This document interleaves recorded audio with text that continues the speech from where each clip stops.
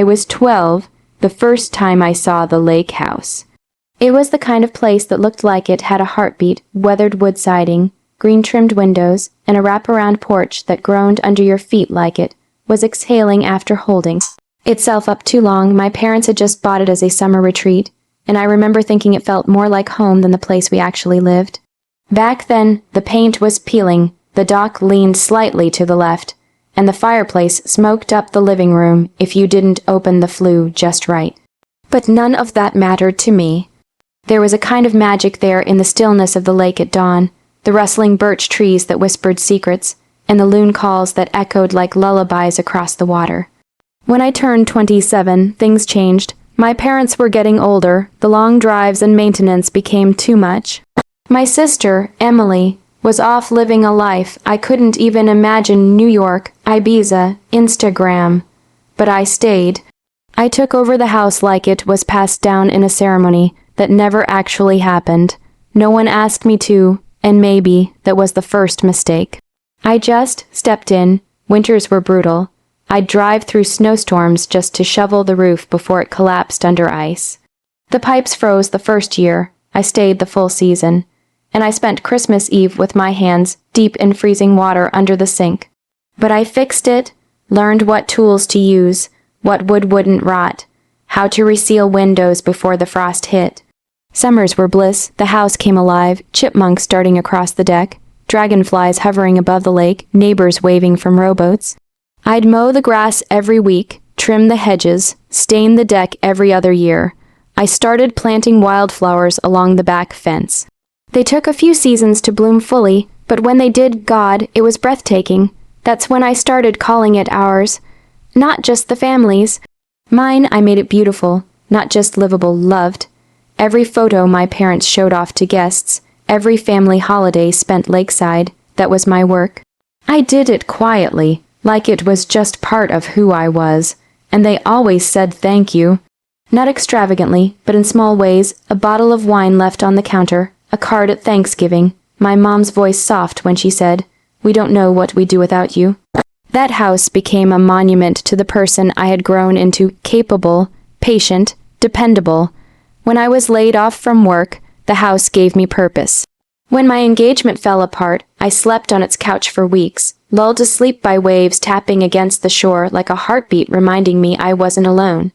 Emily barely visited. She'd show up once or twice a year, usually in a panic because her life had fallen apart again. She'd stay for a few days, complain about the bugs or lack of air conditioning, and then disappear. She never asked how the pipes got fixed, or who repainted the siding, or why the wildflowers bloomed just right for her birthday visit one year.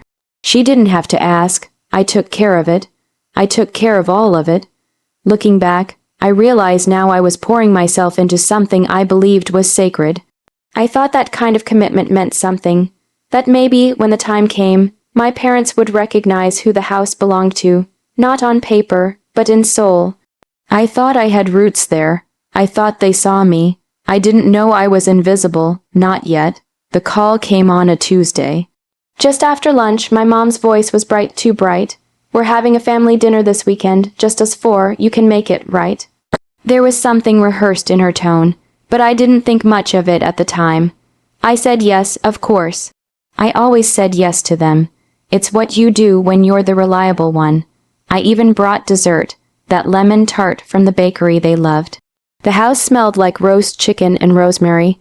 My dad poured wine like everything was normal. My sister arrived late, breezing in like a storm in designer boots, kissing the air near my cheek. "God, the traffic," she said, rolling her eyes. "You have no idea." I didn't say much. I never did around her. We'd grown into strangers somewhere along the way. We sat, we passed dishes, we talked about the weather, the elections, the usual fluff. But the tension sat in the corners of the room like dust no one wanted to sweep. And then, as we were clearing plates, my mother smiled too widely and said, "We have a little announcement." My stomach tightened.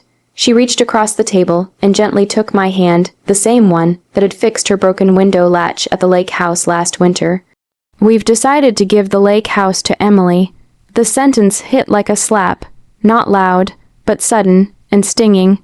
I laughed, a short, breathless thing that didn't feel real. What? My father chimed in as if the shock needed buffering. We think it's time. She's at a stage in her life where she could really use the stability. Emily hadn't held a job longer than 6 months. She'd never paid a mortgage, never stayed in one place long enough to finish a box of cereal. My voice was thin. You're giving her the lake house. She wants to turn it into a wellness space, my mom said. Yoga retreats, mindfulness weekends, that kind of thing. She's passionate about healing. My dad added, like he was quoting from a brochure. And there it was, the knife. Not only had they taken away the one thing I had poured my soul into, they were handing it to someone who saw it as a business venture. A prop. I stared at my plate. I couldn't speak. If I did, I might scream or cry. And we'd love for you to come next weekend. My mom said, still smiling, still holding my hand. We're having a little celebration up at the lake. Emily's going to sign the papers, and we thought it would be nice, full circle, you know, a celebration. They wanted me to celebrate the loss of the only thing that had ever felt like mine.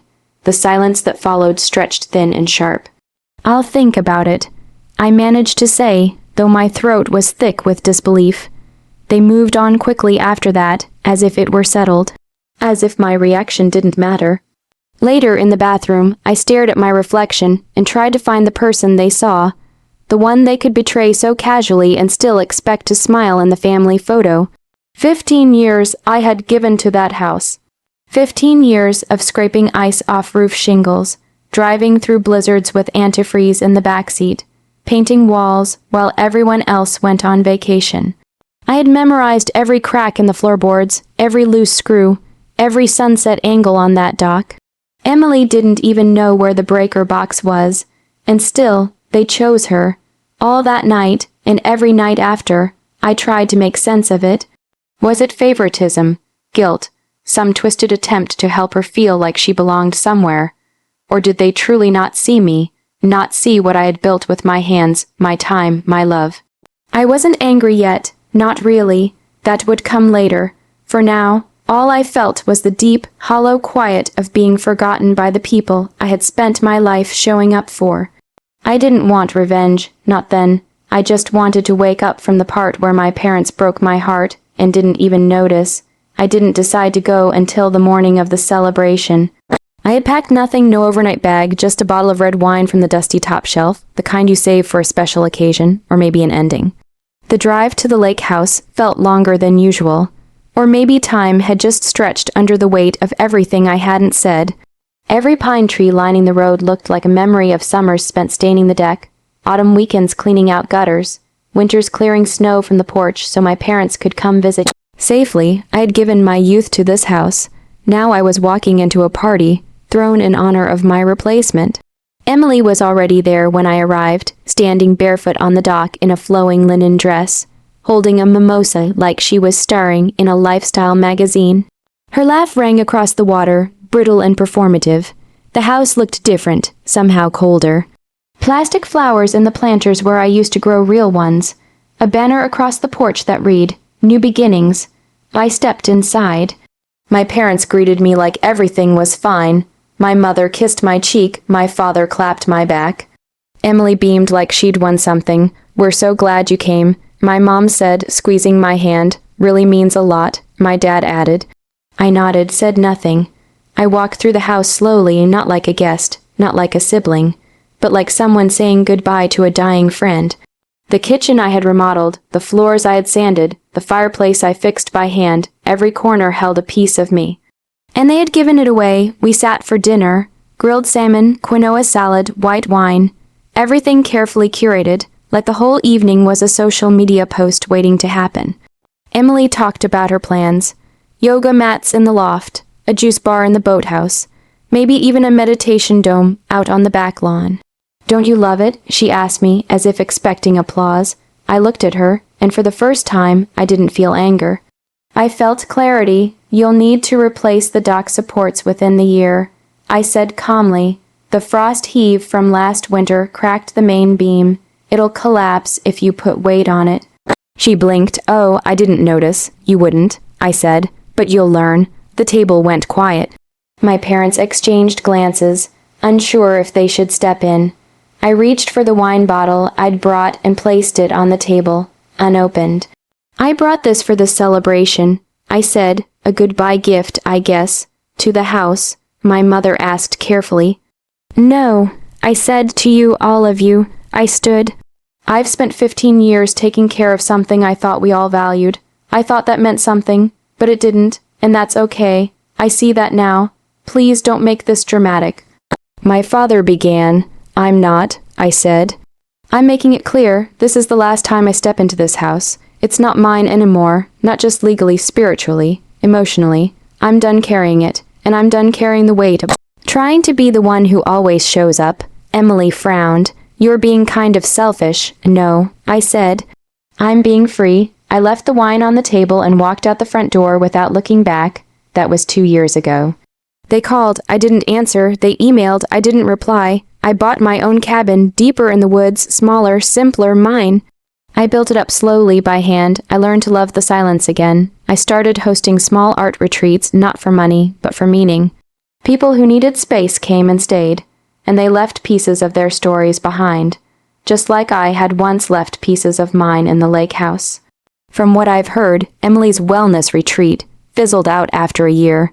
Too much maintenance, not enough patience. The dock collapsed just like I warned. The roof started leaking. The septic system failed. The house is sitting mostly empty now. My parents tried calling again last winter.